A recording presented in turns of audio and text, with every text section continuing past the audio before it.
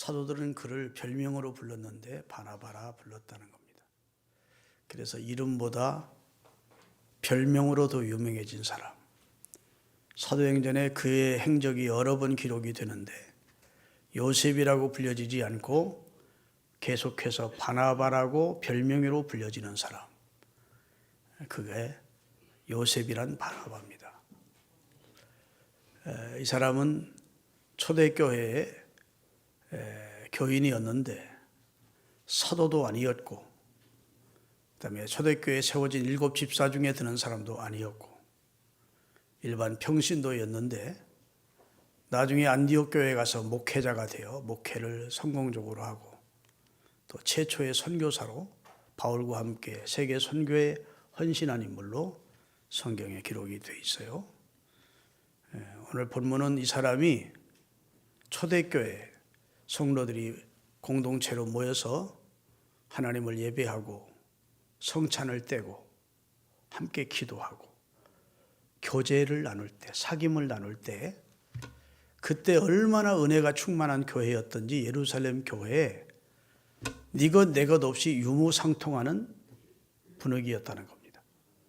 그래서 핍절한 사람이 한 사람도 없었대요. 그건 가난한 사람이 없었다는 것이 아니라 가난한 사람을 부유한 사람이 다 공급해 주고 구제해 주어서 음식을 굶거나 생활하는데 어려움을 겪는 핍절한 사람이 없을 만큼 형편이 나은 사람들이 형편이 어려운 그리스도 안에서 형제 자매된 자들을 다 섬겼는데, 재산과 소유를 팔아서 사도들의 발 앞에 갖다 놨대요. 오늘날은 목사의 발 앞에 갖다 놓고, 목사님 우리 교회에 어려운 성도가 있거든, 이 물질을 좀 가지고 그 사람들 도와주십시오 라고 구제 헌금이 많이 나오는 상황이었는데, 오늘 이 요셉이라고 하는 바나바라는 사람도 자기 밭을 팔아서 그 판 돈을 사도들의 발 앞에 갖다 놓더라는 겁니다.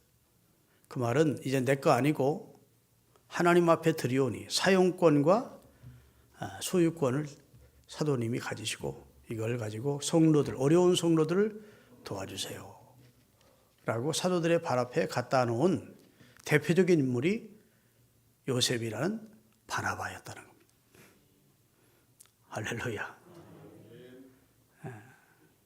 마음이 큰 사람입니다. 인색하지 않고 하나님께로부터 받은 은혜를 내가 어떻게 하나님 사랑하고 우리 교회 성도들을 사랑하고 형제와 이웃을 사랑할까 하는 마음 가지고 도와주었다는 것이죠. 교회는 사랑이 넘치는 교회가 최고 좋은 교회입니다. 사랑이 넘치는 목사가 최고 좋은 목사입니다.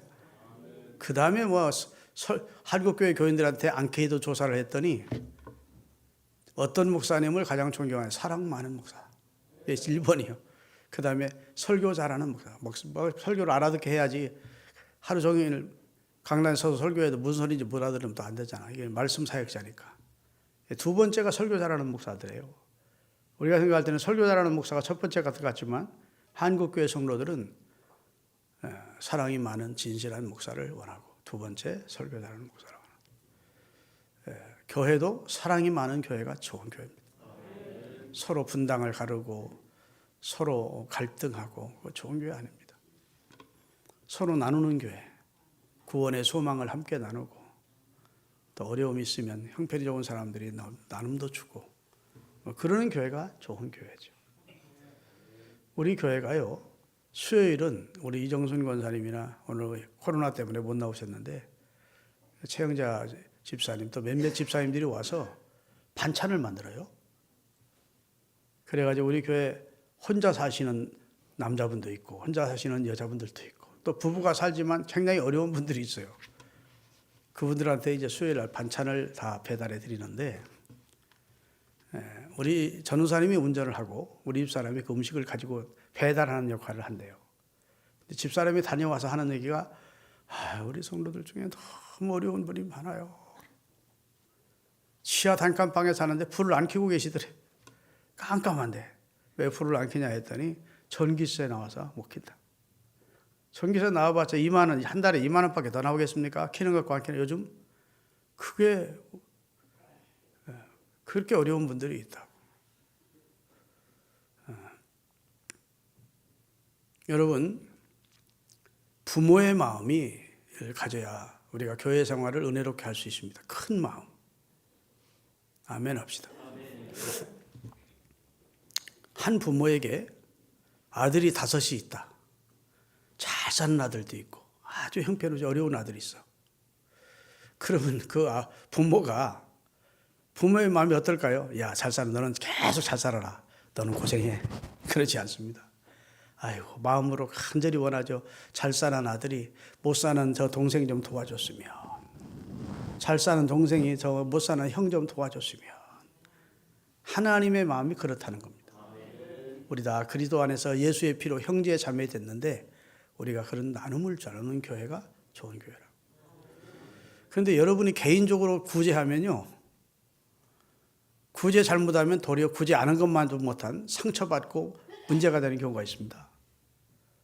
목사를 통해서 해야 제일 좋아. 야, 우리 목사님 땡기려고 그러는구나. 돈 땡기려고. 그렇게 생각하지 말고, 목사님 우리 교회 성도들 가운데 나는 모르지만 어려운 분들이 있을 텐데 도움을 좀 주세요 라고 내 앞에 갖고 와야. 또 어디 가서 우리 목사는 개인적으로 자기 앞에 돈 갖고 오라고 설교하는 목사 그렇게 하지 말고 앞뒤 문맥을 잘 알아들어야 돼. 진짜 목사도 저분 좀 도와주고 싶다 그럴 때가 많이 있어요.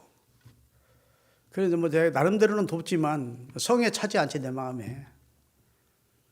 목사 뭐 사례가 얼마나 많다고 그걸 많이 나누겠습니까? 조금씩 나누는데 여러분 사도들의 발 앞에 갖다 놓으십시오. 아멘 하셨어? 그럼 내가 잘 알아서 적절히 이런 한 푼도 내가 안 쓸 거야. 그렇게 헌금된 것. 아멘 안 하는 것 보래. 진짜 사실로 알아듣지 마시고 이게 무슨 뜻인지는 알아들어야 돼요. 왜 초대교회가 자기 재산과 소유를 팔아 사도들의 발 앞에 놓았는지. 재산 자랑하려고 그런 것도 아니고 뭐 남들 보라고 과시하기 위해서 그런 것도 아니고 정말로 어려운 이웃들을 형제와 자매들을 생각하는 마음. 그게 이제 큰 사람이죠. 여러분 사람이 큰 사람, 큰 인물이라고 할 때 그 사람의 외모나 체구가 클 때 큰 사람이라 하지 않습니다. 큰 사람이란 말은 그의 인품이 클 때, 포부가 클 때, 포용력이 넓은 사람일 때, 꿈이 큰 사람일 때 그런 사람을 큰 사람이라 그러죠. 한문으로는 거인이라 그럽니다. 키는 작은데 작은 거인이야. 아이고 꿈도 크고 포부도 크고 인격도 크고 포용력도 넓어서 어떤 사람도 다 수용도 하고 그런 사람을 이제 큰 사람이라 하지 않습니까? 근데 오늘 본문에 소개되는 이 바나바라는 사람이 오늘 이 시대에 참 그리운 사람이에요. 이 사람이 큰 사람이에요.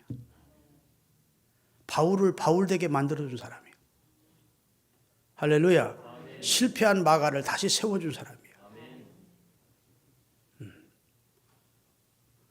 동역을 했는데 얼마나 동역했을 때 하나님의 교회가 부흥됐는지 그 교회에서 최초로 선교사를 파송하는 일에 주역을 담당했던 사람이에요. 그 사람이 바나바입니다. 할렐루야. 성경에 보면 참 감동적인 인물들이 여러 분 나오지요. 예를 들어서 옥합을 깨뜨려 주님의 머리에 붓고 그 머리털로 발을 씻긴 사람이 나옵니다. 근데 그 옥합을 깨뜨린 그 향유의 값이 300데나리온이 넘는데, 그럼 오늘날 시가로 한 3천만 원 되는 돈입니다. 그것을 예수님의 머리에 부었대요. 이해 타산을 생각하는 사람 입장에서는 허비하는 것으로 보았습니다.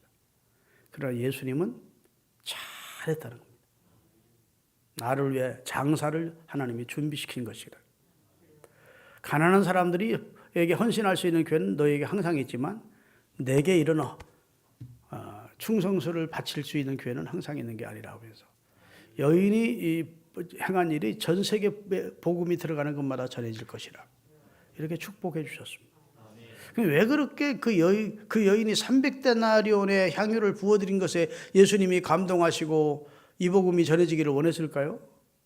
그것은 이해 타산을 초월하지 않는 그런 헌신적인 봉헌이었기 때문에, 계산을 초월하지 않는 그런 헌신이었기 때문에 주님이 감동하신 줄로 믿습니다. 아멘. 이스라엘의 초대 왕이 사울 왕입니다. 그에게 걸출한 아들이 있었습니다. 이름이 요나단이에요. 다윗 못지않게 걸출한 큰 사람이었습니다. 아버지 사울이 세상을 뜨면 그가 이스라엘의 2대 왕이 될 상위는 그런 상황에 있었습니다. 그런데 어느 날 다윗이라고 하는 인물이 등장하는 겁니다. 백성들부터 존경과 인기를 얻기 시작합니다. 연배가 비슷해서 둘이 친구가 됩니다. 왕자 요나단과 다윗이 친구가 돼요. 근데 요나단은 다윗과 함께 하시는 하나님의 다윗의 머리 위에 하나님의 신이 충만하고 하나님의 세운 지도자라는 걸 알아봤습니다. 그래서 자기가 왕의 자리에 앉는 것보다 이 사람이 왕이 되어야 나라를 사랑하는 마음, 친구를 사랑하는 마음, 하나님이 이 사람을 쓰시기를 원한다는 영적인 안목이 열려서 자기는 내려오고 다윗을 왕으로 세우는 일에 적극적으로 앞장서죠. 참 큰 인물입니다. 다윗도 큰 인물이었지만 다윗을 다윗되게 한 인물이 요나단이라고 합니다. 요나단이 큰 인물입니다. 예수님이 소개한 여인이 낳은 자 중에 가장 큰 인물이 누군 줄 아냐? 물으시더니 세례 요한이라고 예수님이 추천한 인물이 있어요. 여자가 낳은 모든 인생 가운데 가장 큰 인물이 누군 줄 아냐? 세례 요한이에요. 세례 요한은 제사장의 아들로 태어나서 어렸을 때부터 극기 생활을 하면서 자기를 단련하고 하나님의 말씀을 묵상하고 그리고 유대 광야에서 훈련을 받고 하나님의 신이 임한 상태로 요단강에 와서 백성들에게 회개의 세례를 전했습니다. 회개하라고 두 번째 세례를 주었어요. 그랬더니 구름대와 같은 사람들이 막 세례 요한에게로 몰려드는 겁니다. 그는 당시 이스라엘의 정신적인 지주가 되었고 가장 유명한 존경받는 인물이 되었습니다. 아멘. 마지막 하나님이 보낸 선지자라고 하나님이 엘리야를 다시 살려서 보낸 것처럼 이스라엘 백성들은 그를 향하여 열광했습니다. 그런데 예수님이 딱 등장하자 그에게 모였던 무리들이 다 예수님께로 몰려가는 겁니다. 세례 요한의 제자였던 안드레조차도 예수님의 제자가 되겠다고 예수님께로 가는 겁니다. 눈을 뜨시고 저를 보세요. 그러니까 세례 요한의 제자들이 속이 상한 겁니다. 선생님에게 몰려드는 자들이 다 예수라는 자에게 몰려갑니다.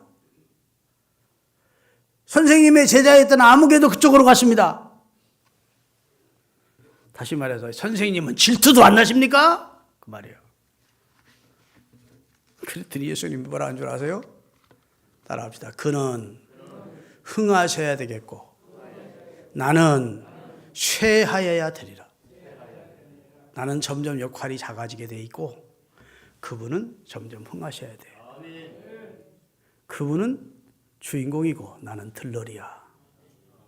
나는 그분을 앞서서 소개하려고 온 하나의 나팔에 지나지 않는다. 광야의 소리에 지나지 않아. 나는 그분과 비교하면 그분의 신들매 풀기도 감당할 수 없어. 그분은 빛으로 이 세상에 오신 분이시다. 내가 물로 세례를 주는 건 아무것도 아니야. 그분은 불과 성령으로 세례를 주시는 분이야. 얼마나 큰 인물입니까? 자기에게로 몰려오던 자들이 다 예수님께로 가면 사람인지라 마음 상하지 않을 수 없을 텐데 세례 요한은 하나님의 뜻이 이루어진 것만 바라봤어요. 하나님의 영광이 먼저고 하나님의 뜻이 이루어지는 것이 먼저예요. 멸시 천대 십자가는 내가 지고 존귀 영광 하나님이 받으세요. 이 마음이 세례 요한에게 있었기에 예수님은 세례 요한을 소개하면서 큰 자인데 이 세상에 태어난 모든 인간보다 가장 큰 자다. 이렇게 소개를 한 것입니다. 여러분, TV는 사랑을 싣고 뭐 그런 프로가 있었어요. 지금도 있는지 모르겠어요. 또 기독교 방송인 새롭게 하소서라는 프로가 있는데 거기에 가면 많은 사람들이 이제 초대를 받아가지고 새롭게 하소서의 사회진과 이야기를 합니다. 그러면 자기가 이제 은혜 받은 얘기, 과거에 어떻게 살았고 지금 은혜 받고 그다음에 지금 어떤 사역을 하고 있는지를 이야기합니다. 여러분, 기독교의 최고 훌륭한 인물을 하나 꼽으라면 바울입니다. 예수님은 제껴놓고 예수님은 그 비교 대상이니까 바울이 성경 13권을 썼고 기독교를 기독교화 신든 교리를 확실히 정해줬고 가장 위대한 모든 목회자들과 성도들의 사표가 되기에 충분한 인물이 바울이에요. 바울의 옛 이름은 사울이었습니다. 자, 바울이 TV는 사랑을 싣고라는 프로에 지금 살아서 출연을 한다면, 새롭게 하소서에서 출연을 한다면 누구를 제일 먼저 이야기를 하겠는가? 고마운 인물로 바나바입니다. 내가 예수님을 믿고 회심했을 때 다 나를 멀리했다. 교회조차도 나를 두려워하고 경계했었다. 그때 바나바라는 평신도가 나를 사도들에게 안내해 소개해 주었고, 집에 고향에 내려가서 무일식하고 있을 때 나를 안디옥 교회로 초청해서 사역을 하게 하고 나와 같이 선교사가 되어 수혜를 했다. 내게 있어 나의 나됨이 최고 나를 나되게 하신 분은 주님이라면 이 땅에서는 나를 나되게 한 고마운 사람이 바나바다. 틀림없이 그렇게 말했을 거예요. 오늘 그 바나바를 여러분에게 소개하려고 하는 거예요. 이 사람은 재산을 밭을 팔아서 어려운 교인들을 생각하고 사도들의 발 앞에 놓는 일, 그리고 교인들을 만나든지 주변 사람들을 만나든지 실족해 있는 사람들, 연약해 있는 사람들을 얼마나 잘 격려하고 위로를 했던지 별명이 바나바, 격려의 아들, 위로의 아들이라는 뜻을 가졌대요.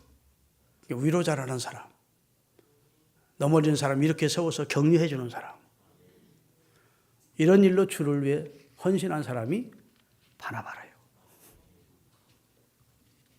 할렐루야. 여러분, 지금 우리 사회가 너무도 타산적이고 이기적이어서 참 살벌한 세상입니다. 서로 이렇게 대치하고 극을 달리고 있어요. 출신 지역에 따라 서로 대치하고 좌우 이념을 따라 서로 대치하고, 사실 내란 상태라고 봐도 됩니다. 우리나라 서로 증오하고 미워하고 적대시하고 정죄하고, 이게 이제 도를 넘었어요. 법 때문에 서로 해하지는 못하지만 법만 없고 칼총을 주면 상대편 다 쏴주고 싶은 마음을 가지고 지금 대립하고 있는 상황이 우리나라의 지금 상황입니다.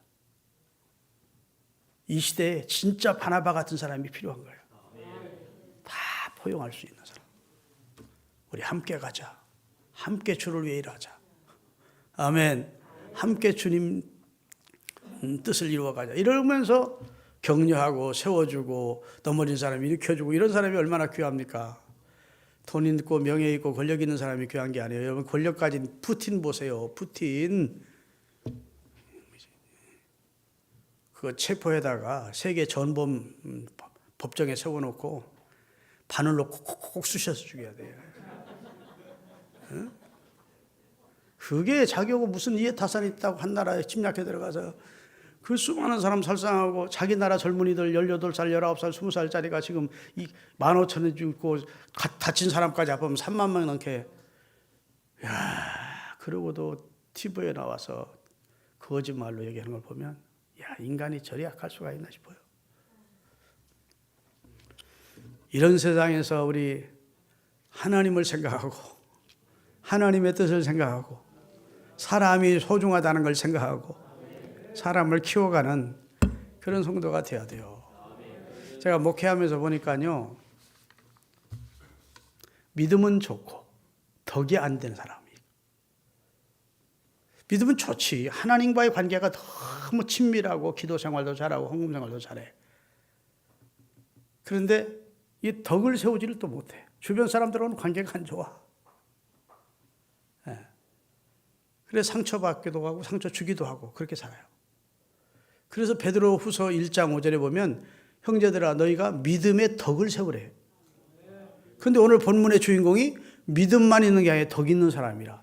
주변 사람을 격려하고 세워주고 위로하고 붙들어주고 하는 덕으로 충만한 사람이었다는 거예요. 여러분 믿음도 가지시되 하나님 주시는 은혜 안에서 덕도 가지시기를 예수님의 이름으로 축원합니다. 사도행전 9장 1, 2절을 띄우겠습니다. 사도행전 9장 1, 2절. 오늘은요, 저 미디어부, 2부 미디어부가 다 코로나 걸리고 뭐 그래가지고 청년들이 못 왔어. 그래, 우리 최송규 피택 장로님이 지금 급히 올라가가지고 하기 때문에 좀 띄우는 게 좀 늦기도 하고 그래. 이해를 해 주셔야 돼요. 우리 최송규 집사님 위해서 박수 한번. 또 거기 우리 김미경 집사님의 딸이 또 옆에서 돕고 있고 그렇습니다. 박수. 자, 읽겠습니다. 사울이 주의 제자에 대하여 여전히 무엇과 위협과 살기가 등등해서 막 핏발이 서 있었대. 눈이 예수 믿는 사람들 잡아 죽이고 가두려고 제사장에 가서 다메섹 여러 회장에 가져갈 공문을 청하니 만일 예수를 따르는 사람을 만나면 남녀노소를 막론하고 결박하여 예루살렘으로 끌어오려고 이렇게 기독교 최앞장서서 기독교를 박해하던 악당이 사울입니다. 스데반 집사가 설교할 때 백성들 앞에서 백성들 보고 저 스데반 저놈의 새끼를 때려 죽이세요. 저 신성을 모독하는 저 스데반을 때려 죽이세요. 저 사람을 죽인 그 책임은 내가 지겠습니다. 그렇게 사울이 말했대요. 그래서 사람들이 너 정말 책임져야 돼? 그리고 그 앞에 옷을 벗어놓고 사람들이 돌을 던져가지고 스데반 집사를 때려 죽이게 한 장본인이 사울이에요. 나중에 이름이 바울로 바뀌어져. 얼마나 그가 극렬 기독교 박해자였는지를 알 수 있잖아요. 아멘. 사도행전 9장에 보면 그날도 살기 등등해서 예수 믿는 사람 잡으러 체포하러 다메섹이라는 곳을 가다가 다메섹에서 주님의 빛을 받는 겁니다. 강력한 빛이 그에게 임하면서 사울아 사울아 네가 어찌하여 나를 핍박하느냐는 주님의 음성을 듣지요. 그가 엎드려졌습니다. 눈이 멀었어요. 그 순간에 주여 누구십니까 했더니 나는 네가 핍박하는 예수다. 예수님이 죽고 장사 지냈는데 제자들이 예수 시체를 훔쳐다 놓고 부활했다고 거짓말하는 줄 알았는데 진짜 예수가 살아서 자기 앞에 나타난 거예요. 네가 다메섹으로 들어가라. 네 할 일을 가르칠 자를 내가 보내리라 해서 사람들의 부축을 받아 눈이 멀어가지고 다메섹으로 들어갔어요. 뒤통수를 홍두깨로 맞은 것처럼 충격을 받았을 겁니다. 하울은 야 예수라는 분이 진짜 부활했구나. 주님이 성령을 시켜서 아나니아라고 하는 당시 사도행전 5장에 나온 아나니아 말고 다른 이 동명인 아나니아라는 사람에게 아나니아야 집가라는 곳으로 가라. 그곳에 사울이라는 자가 우거하고 있다. 가서 기도해줘라. 아유 사울은 우리 예수 믿는 사람 잡아 죽이는데 앞장서는 사람인데요. 저는 못 갑니다. 아니야. 그는 내가 택한 그릇이야. 사도행전 9장 15절 띄우겠습니다. 사도행전 9장 15절 주께서 아나니아에게 이르시되 가라. 이 사울이라는 사람은 예수의 이름을 위하여 이방인과 임금들과 이스라엘 자손들에게 전하기 위해서 내가 택한 그릇이야. 아멘. 과거에는 나를 믿는 사람 미워하고 죽이는데 선봉했었지만 내가 택한 사람이야. 이제는 이방인들과 선교사로 전해 그 다음에 임금들과 백성들 앞에 나를 전할 내 그릇이야. 그래서 아나니아가 말씀에 순종해 가서 기도를 해 주었더니 사울의 손에 눈에서 비늘 같은 것이 떨어지면서 다시 보게 된 겁니다. 그때부터 성경 공부하면서 예수님이 구약 성경에 예언했던 메시아요 하나님의 아들이구나. 우리 죄를 위하여 십자가에 달려 죽으셨고 부활하셨고 기독교가 생명의 복음이고 이렇게 알게 된 거예요. 그래서 다메섹에서부터 복음을 전했더니 유대교인들이 배신자라고 사울을 죽이려고 했다는 거예요. 그런데 유대인들만 배신자라고 자기를 죽이려고 한 것이 아니라 기독교인들조차 사울을 만나기를 거부했대요. 경계했대요. 두려워했대요. 믿지 않았대요. 예수 그리스도를 믿고 회심했다는 사실을 믿지 않고 다 사울을 경계하고 멀리했대요. 그때 나타난 인물이 바나바입니다. 자, 우리 함께 읽겠습니다. 사도행전 9장 26절 27절. 사울이 예루살렘에 가서 예수님의 제자들을 사귀고자 하나 사도들이 다 두려워하여 그가 그리스도인됨을 믿지 아니하니 바나바가 데리고 사도들에게 가서 그가 다메섹 길에서 어떻게 예수님을 보았는지와 주께서 그에게 어떻게 말씀하신 일과 다메섹에서 그가 어떻게 예수의 이름으로 담대히 예수를 전하는 일을 했는지를 가서 사도들에게 전해 주었대요. 이 사람 믿을만 합니다. 이 사람은 확실히 변화됐습니다. 이 사람은 확실히 기독교인이 됐습니다. 아멘. 이 사람은 예수님을 만났습니다. 이 사람은 성령으로 새로워졌습니다. 이 사람의 신원은 내가 보장합니다. 이 사람 두려워할 거 없습니다. 앞으로 하나님을 위해서 세운 하나님의 큰 그릇으로 쓰임받을 사람입니다. 그래서 바울의 회심을 믿지 않고 경계하며 가까이 하지 않던 모든 예루살렘 교인들에게 바울이 어떤 인물인지를 추천해서 예루살렘 교회에서 신앙생활을 시작할 수 있도록 도와줬대요. 누가? 바나바가. 야, 귀한 인물이죠? 네. 사람을 세워주는 사람이었어요. 그 다음에 바울이 자기 고향 다소로 가서 잠시 머물고 있을 때 예루살렘 교회가 안디옥이라는 이방 지역에 터키 지역 안디옥에 교회가 세워졌다는 소식을 들었습니다. 예루살렘 교회에서 모였던 그 5,000명, 3,000명 모였던 분들 가운데 성령 받고 은혜 충만 받은 사람들이 예루살렘 교회가 핍박을 받자 자기 고향으로 돌아간 것이죠. 자기들이 그곳에서 같이 교회를 세운 겁니다. 그래서 최초로 이방에 세워진 교회가 안디옥 교회예요. 그 안디옥 교회가 얼마나 부흥됐던지 바나바라는 이 사람을 그 교회 목회자로 예루살렘 교회가 파송한 얘기가 성경에 기록되어 있어요.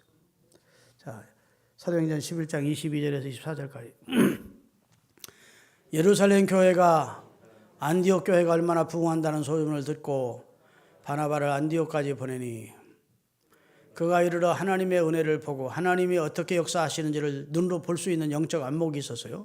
그 다음에 기뻐하여 모든 사람에게 굳은 마음으로 주와 함께 머물러 있으라 구하나니 바나바는 어떤 사람이요? 착한 사람이요. 두 번째 성령과 믿음이 충만한 사람이라. 이에 큰 무리가 주께로 돌아더라. 여러분 목사님이 오셨는데 착하지, 성령 충만하지, 믿음 충만하지, 격려 잘하지. 할렐루야. 헌신적인 사람이지. 그러니 교인들이 모여들지 않을 수 있습니까? 엄청나게 모여든 겁니다. 그러니 바나바가 이 사람들을 다 목회할 수가 없는 거예요. 한 사람의 능력은 한계가 있지 않습니까? 그래서 바나바가 고향에 가 있는 바울을 초빙해서 같이 동역했대요. 그 내용이 25절부터 있습니다. 바나바가 사울을 찾으러 그의 고향 다소로 가서 만남에 안디옥에 데리고 와서 바나바와 바울이 교회에 1년간 모여 있어 큰 무리를 가르쳤고 제자들이 안디옥에서 비로소 크리스찬이라 일컬음을 받게 되었더라. 크리스찬 이름이, 그리스도인이라는 이름이 예루살렘 교회부터 시작된 게 아니고 안디옥 교회부터 불신자들이 저 사람들은 그리스도에게 속한 사람, 크리스찬들이라고 처음 불려지게 됐대요. 그렇게 목회를 한 사람이 바나바와 바울입니다. 근데 바나바가 바울의 인물됨을 알아보고 그가 얼마나 능력 있고 얼마나 가르치기를 잘하고 얼마나 성령 충만한지를 알아봤고 그를 시골 다소에 머물게 할 수가 없고 같은 목회자로 초빙해서 같이 사야겠대요. 바울이 목회를 더 잘했겠습니까? 바나바가 더 잘했겠습니까? 영역 있고 공부 많이 하고 실력 있고 이런 바울이 더 목회를 잘하죠. 영향력이 더 커졌죠. 그래서 사도행전 13장 전반부를 보면 바나바와 바울이 이렇게 나와요. 바나바 이름이 먼저 나오고 사울 이름이 나중에 나와. 그런데 43절서부터 46절서부터는 바울과 바나바라고. 먼저 누가 호칭이 돼요? 바울이 호칭이 되고 다음에 바나바가 호칭됩니다. 그것은 이제 교회의 영향력이 바울이 더 커졌다는 겁니다. 그러면 보통 사람, 옹졸한 사람 같으면 기분 나쁠 거예요. 내가 이 교회 수석 목사인데 이러면서 안 좋아하시는데 그렇지 않았다는 겁니다. 아멘. 오직 하나님의 일만 생각했다. 하나님의 영광이 누구를 통해서라도 하나님의 영광이 많이 넘어되고 교회가 부흥되는 것만 생각했다는 거예요. 그러니 큰 사람인 겁니다. 옹졸한 사람이 아닌 것이죠. 할렐루야.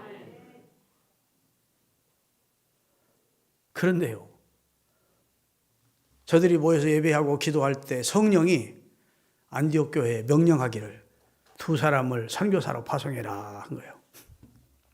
우리 교회가 김건영 목사님을 선교사로 파송했는데 성령께서 나에게 김철중 목사야, 김건영 목사를 선교사로 파송해라 그렇게 말해서 내가 선교사로 파송한 거 아니야. 나는 그렇게 신령하지는 못해요. 근데 마침 하나님의 경륜이 우리 김건영 선교사님이 태국에서 우리나라에 와서 일하고 있는 태국 근로자들에게 태국말을 배워가지고 주일날 예배 드리고 우리 한국교회에서 예배 드리고 나면 오후에 태국 근로자들을 모여놓고 전도를 하고 성경 가르치고 있었어. 하나님이 강력하게 내 마음에 선교사로 파송하면 되겠다. 그래서 태국 가서 태국어 완전하게 공부하도록 교회가 배려했고 선교사로 파송해서 지금 16년째 선교하고 있지 않습니까? 하여튼 안디옥 교회도 자, 그 내용을 읽겠습니다. 사도행전 13장 2절 3절 주를 섬겨 금식할 때 성령이 이르되 내가 불러 시키는 일을 위하여 바나바와 사울을 따로 세우라 하시니 기도하고 두 사람을 안수하여 선교사로 보내니라. 그 다음에 쭉 내려가면 46절 여기서는 바울이 이름이 먼저 기록돼요. 바울과 바나바가 다음 데에 말하여 이르되 하나님의 말씀을 마땅히 먼저 너희에게 전할 것이로되 너희가 그것을 버리고 영생을 얻기에 합당하지 않은 자로 자처하기로 우리가 이방인이라 하겠다고 이방 선교를 시작하게 된 배경입니다. 여하튼 두 사람이 동역 선교를 한 거예요. 선교사로 같이 나갔어요. 하나님이 초대교회 어떻게 역사하셨는지를 제가 지금 우리 교회 설립 기념 주일부터 사도행전을 공부를 하는 겁니다. 우리 교회도 사도행전 교회 같은 교회가 됐으면 좋겠고 우리 교회도 바나바 같은 교인들이 많이 있었으면 좋겠고 그런 마음에서 할렐루야. 그래서 선교를 열심히 하고 돌아왔습니다. 근데 선교 와서 돌아올 때 선교사로 나가서 활동할 때 데리고 간 젊은이들이 있었는데 그 가운데 하나가 마가입니다. 마가복음을 쓴 마가. 마가가 예루살렘 큰 부잣집의 귀동자였어요. 아들이어서. 다락방에 120명이 들어갈 수 있는 정도로 큰 집을 가졌었으니까 그 아버지 어머니가. 그러니까 마가가 고생을 해봤겠어요? 안 해봤겠어요? 고생 안 해봤지. 그런데 선교가 나가니까 고생이 돼야 안 돼요. 낯설고 물서는 데 가서 예수라는 예자도 모르는 사람들에게 예수를 전하니까 거기 그냥 얼마나 많은 핍박이 심한지 너무너무 고생이 되고 힘이 드니까 아이고 나는 집으로 가겠습니다 하고 집으로 와버렸어. 이제 바울과 실라도 자기 안디옥 교회 보고하러 일정 기간 보고하라고 다시 귀국을 했어요. 그리고 다시 우리가 선교하러 또 나가자 하고 2차 선교를 나가는데 그 내용이 사도행전 15장 36절부터 그 배경이 나옵니다. 며칠 후에 바울이 바나바더러 말하되 우리가 주의 말씀을 전한 각석으로 다시 가서 복음 전한 사람 받은 사람들이 어떻게 하는 신앙생활을 하고 있는지 방문하자 하고 바나바는 마가라 하는 요한도 데리고 가자 하나 바울은 밤빌리아에서 자기를 떠나 함께 일하지 가지 아니한 자 실패자 나는 이거 고생스러워 선교 안 하겠습니다 하고 뒤돌아온 그 나약한 사람을 데리고 가는 것은 옳지 않다. 마가라는 사람을 데리고 가자 하는 사람은 한 사람은 데리고 가지 말자. 그렇게 심약한 사람 데리고 갔다가 또다시 선교하다가 나는 힘들어 못하겠습니다 하고 돌아가면 나머지 선교사들까지 힘 빠지는 건 아니겠냐. 바울은 좀 강력한 강경주의가 있어요. 그런 나약한 사람 실패했던 사람 왜 자꾸 데리고 가려고 그러느냐 이러는 것이고 바나바는 한 번 실패는 병가지 상사 아니냐. 그 얘기 했는지 안 했는지를 몰라. 내가 지금 붙이는 거냐. 실패를 거울 삼아 성공할 수도 있지 않느냐. 아니 젊은 사람이 그럴 수도 있지. 다시 우리가 붙잡아 주자. 안 돼? 우리 그 사람하고 못 가. 하루고 싸웠대. 친구끼리 바울과 바나바가 다 같이 읽겠습니다. 서로 심히 다투어 피차 갈라서니 바나바는 실패자였던 마가를 데리고 배 타고 구브로로 가고 바울은 실라를 택한 후에 형제들에게 가고 빌립보로 가게 되는 겁니다. 그래서 선교팀이 나누어져요. 하나님의 경륜입니다. 선교는 참 많이 해야 되니까. 그런데 이 일들 계기로 바울과 바나바가 심히 다투었대. 근데 나중에 지내놓고 보니까 누가 옳았느냐? 바나바가 옳았대. 아멘. 그게 사도 바울이 순교하기 직전에 쓴 책이 디모데후서 4인데 디모데후서 4장 11절을 띄우세요. 자, 그가 디모데에게 편지한 겁니다. 저를 보세요. 사도 바울이 디모데라는 믿음의 아들에게 편지를 한 거예요. 예배소에 목회하고 있던 디모데에게 편지를 보내면서 지금 내 옥바라지를 하는 사람이 누가와만 나와 함께 있다. 누가는 누가복음을 쓰고 사도행전을 쓴 사람이 누가입니다. 자, 나와 함께 있느니라. 디모데 네가 올 때 꼭 마가를 데리고 와라. 그가 나의 일에 유익하니라. 그러면 마가를 마가되게 만든 사람이 누구예요? 바울이에요? 바나바예요? 바나바지. 바나바가 옳았던 겁니다. 한 번 실패했다고 버리거나 포기하면 안 된다는 거예요. 다시 붙들어주자. 격려해주자. 세워주자. 안 돼! 바울은 좀 독한 사람 같아. 성기 결단 있는 사람이라 다 자기 같기를 원한 거예요. 하려면 하고 말라면 말해야 그게 뭔 짓이냐 이런 쪽으로 갔던 것 같아. 그래서 참여를 안 시키는 거예요. 그런데 나중에 바나바를 통해서 마가가 믿음으로 세워졌고 바울 선교단에도 아주 유익하고 순교하기 직전에 보고 싶은 마가를 되게 데려오라고 그가 복음사에게 꼭 필요한 사람이라고. 누가 그렇게 했어요? 바나바가 그렇게 한 게 아니고 바울이 그랬다고. 마가를 싫어했던 바울이조차도 마가는 변화됐어요. 마가복음도 쓰고 바울이 마지막까지 바울을 잘 도와서 주의 일을 도운 사람으로 바꿔졌다고. 하나님은 여러분과 저를 격려하시는 분입니다. 스바냐 3장을 띄워볼까요? 하나님이 우리를 어떻게 격려하시는지. 스바냐서 3장. 그날에 사람이 예루살렘에 이르기를 두려워하지 마라. 시온아 내 손을 늘어뜨리지 마라. 너희 하나님 여호와가 너희 가운데 계시니 그는 구원을 베푸실 전능자시라. 그가 너로 말미암아 기쁨을 이기지 못하시며 너를 잠잠히 사랑하시며 너로 말미암아 즐거이 부르며 기뻐하시리라. 하나님이 너를 얼마나 이뻐하는 줄 알아? 왜 손 늘어뜨리고 살아? 하나님이 그렇게 우리를 격려하신대요. 이사야서 41장 10절 잘 아는 내용이니까 같이 읽읍시다. 두려워 마라. 내가 너와 함께한다. 놀라지 말라. 난 네 하나님이야. 내가 너를 굳세게 하리라. 참으로 너를 도와주리라. 참으로 나의 의로운 오른손으로 너를 붙들리라. 이사야서 40장 1절에 보면 너는 내 백성을 위로해라. 격려해주라. 큰 소리 치지 마. 내 백성을 위로해달라고 하나님께서 하나님의 종들에게 부탁합니다. 여러분, 결혼이 주는 유익 가운데 하나는 서로 어려울 때 격려해주는 유익입니다. 여러분, 어려울 때 부부간에 격려하십시오. 막 더 헐뜯고 막 못 살겠다고 막 그러지 마시고, 돕는 배필로 하나님이 짝지어 줬으니까 남편이 어려워하면 이때 격려해주고, 아내가 어려워하면 격려해주고. 아멘. 자식이 힘들어하면 격려해주고 하나님이 격려자로 우리가 이 땅에서 격려자라는 바나바 같은 인물이 되기를 원한다고요.